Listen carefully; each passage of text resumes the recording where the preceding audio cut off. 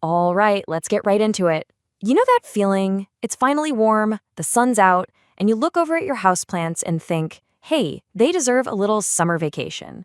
It's such a great idea in theory, but man, it can go wrong so fast. So, how do you actually do it without ending up with a crispy, tragic mess? Well, that's exactly what we're going to break down. I mean, just picture it. You've probably been there. You take your favorite plant, you put it out on the patio, and you're imagining all this glorious new growth. And then you come back a couple of days later, and it's a horror show. The leaves are bleached out, totally fried around the edges. It's just heartbreaking. So what on earth happened? You think, was it too hot, too much wind? But here's the thing, it's probably not your fault. You didn't do something wrong. You didn't know about the invisible science that was at play. You basically skipped a crucial step that every single plant needs to survive that change. And that brings us to the number one culprit, the main villain of this story, light. Seriously, the single biggest reason beautiful houseplants get absolutely torched outside is that we just don't grasp how incredibly powerful the sun is and how different that light is from what's inside our homes. The whole problem really starts with us, with our own eyes. Our eyes are amazing, right?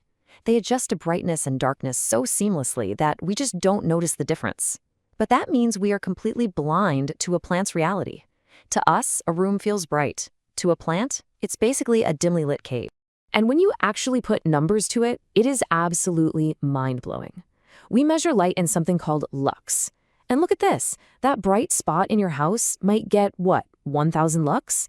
Okay, now step outside into full shade under a big tree. You're already at 20,000 lux, 20 times more intense. And in direct sun, oh boy, we're talking over 100,000 lux. It's not even the same ballpark, it's a totally different planet of energy. Let me put it another way. When you take a plant from that nice indoor spot and just plop it into the direct sun, you are hitting its cells with a 10,000% increase in energy. Instantly. I mean, nothing can handle that kind of shock without being prepared for it first. And it's not even just the light we can see. The windows in your house have been acting like a protective bubble. They block almost all of the really damaging UV radiation. Your plant has lived its whole life in this safe, UV-free zone. Moving it outside is literally like someone who's never been in the sun, going to the beach at noon and not putting on any sunscreen. You know exactly what's going to happen. So, to survive, the plant has to physically rebuild itself. And this shows you the difference perfectly. On the left, you've got your indoor leaf. It's thin, it's tender. It's designed to capture every little bit of light it can. But the leaf on the right, that's a hardened leaf. It's grown a thick, waxy coating to act like a mirror, and it's even created its own internal sunscreen pigments. Our entire job is to give the plant enough time to turn the leaf on the left into the leaf on the right. So, how do we do that? We follow something called the Hardening Off protocol. The best way to think about it is like a 2-week boot camp for your plant. It's a really simple step-by-step training plan to get it ready for the great outdoors. And if you follow it, it works every time. But wait, before you even think about starting, there's one golden rule you cannot break. You have to check the weather, specifically the nighttime temperatures. Most of our tropical houseplants will get cold damage if it dips below 10 degrees Celsius, which is about 50 Fahrenheit. So just wait until the nights are reliably warm before you even begin.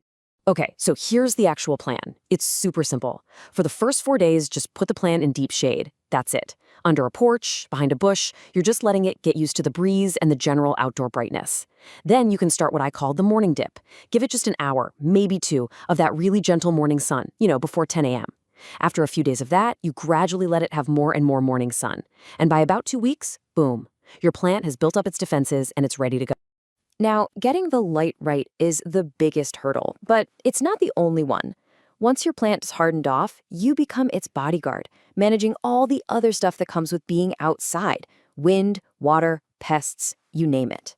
Okay, check out this amazing science word. I love it. It's thigmomorphogenesis. It sounds super complicated, but all it means is that when a plant gets pushed around by the wind, it responds by growing shorter, thicker, and way stronger. That summer breeze is literally giving your plant a workout at the gym. Now let's talk about water, because outdoors you've got heat, you've got wind, and you've got lower humidity. That combination basically sucks water out of the leaves like a vacuum. So whatever watering schedule you had indoors, throw it out the window. It's useless now. You have got to check the soil every single day, especially if your plant is in a terracotta pot. And I can't stress this enough. A thirsty plant has no defense against the sun. It will burn in an instant. All right, the one big downside to this whole summer vacation idea is pests. See, outside, there are predators that keep bugs like spider mites and aphids in check, but they can catch a ride on your plant. And when you bring that plant back inside in the fall into a house with no predators, their population can just explode. So you've got to be on pest patrol all summer. Keep an eye out. And this is so, so important. Just because you harden off a plant, it doesn't magically turn a shade lover into a sun worshiper. You still have to respect what the plant actually wants. Sure, your cacti and citrus trees can eventually handle the full blast of the sun, but your monsteras, your calatheas, your ferns, they need to spend their entire summer in the shade. Here's a good rule of thumb. If you wouldn't want to sit in that spot without a hat on, your monstera doesn't want to be there either. So, after all of these warnings and steps, you might be sitting there thinking, wow, is this really worth all the trouble? And I am here to tell you that the answer is 100% absolutely yes. The payoff for doing this right is just incredible. A plant can put on more growth in one summer outside than in years indoors. It's getting perfect full-spectrum light. The natural rainwater washes its leaves clean and flushes salts from the soil.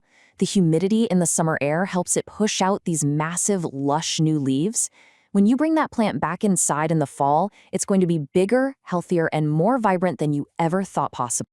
And really, that's all it comes down to. There's no secret product to buy, no magic trick. The secret is just to respect the enormous change you're asking your plant to make. It's all about patience.